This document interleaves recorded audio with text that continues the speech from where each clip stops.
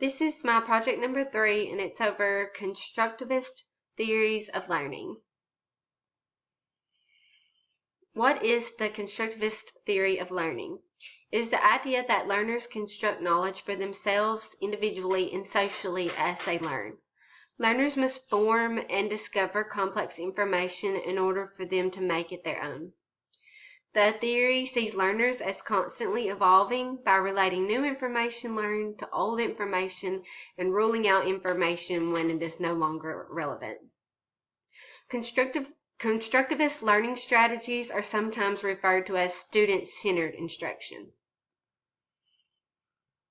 The constructivist theory has 4 key principles. The first one, social learning, is learning through interaction with experienced peers or adults.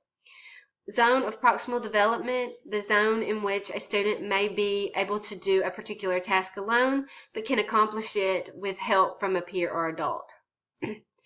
Cognitive apprenticeship, the learner requires expertise from interaction with an experienced peer or adult. Mediated learning, learner is given a complex but realistic task and then provided help and support from an experienced peer or adult in order for them to complete the task. There are 5 constructivist approaches to learning. The first one was the top-down processing, where students begin with more complex problems in order for them to discover the basic skills needed to solve the problem. Peer interaction is when students learn through interaction with peers of their own age. Discovery learning, students are encouraged to be actively involved in their own learning through experiments with experiments and hands-on experience. Self-regulated learning, students have knowledge of learning strategies that work and the appropriate situation in which to utilize them. And then scaffolding is students are assisted with more structured instruction in the beginning and then gradually given more responsibility to solve the problem on their own. Constructivist learning theories in the classroom, it can be used for different assignments.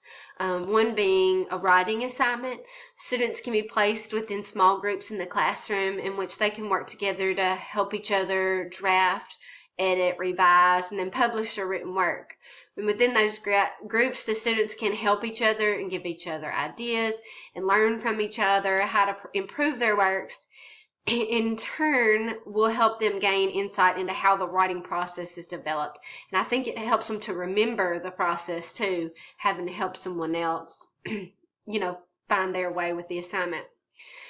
It can be used in math assignments. Students can work together in small groups again on problems introduced by the teacher, and then the teacher acts as a facilitator, checking on the group's discussion about how to go about solving the problems at hand.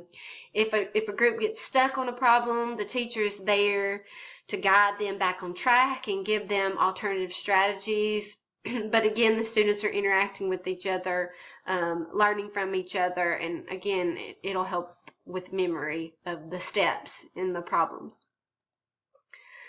Lastly, in the classroom, you can also use constructivist the theory in science assignments. Students can be introduced to hands-on experimental activities that stimulate cooperative learning within the peer groups, and students can be asked to solve maybe like a hypothesis through discovery and experimental trials.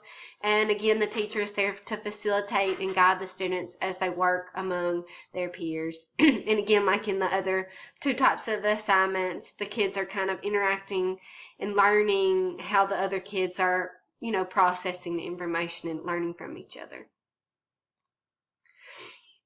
This is just kind of my final thought on the constructivist theories. I just think that a constructivist teacher structures lessons to challenge students to provoke learning. Whether the student is 7 or 17 in high school, they can come to the classroom with life experiences that form their minds about how the world around them works, no matter their age. They kind of already have a formed idea. A constructivist teacher also recognizes that their students must relate relevance to the lesson that he or she is teaching.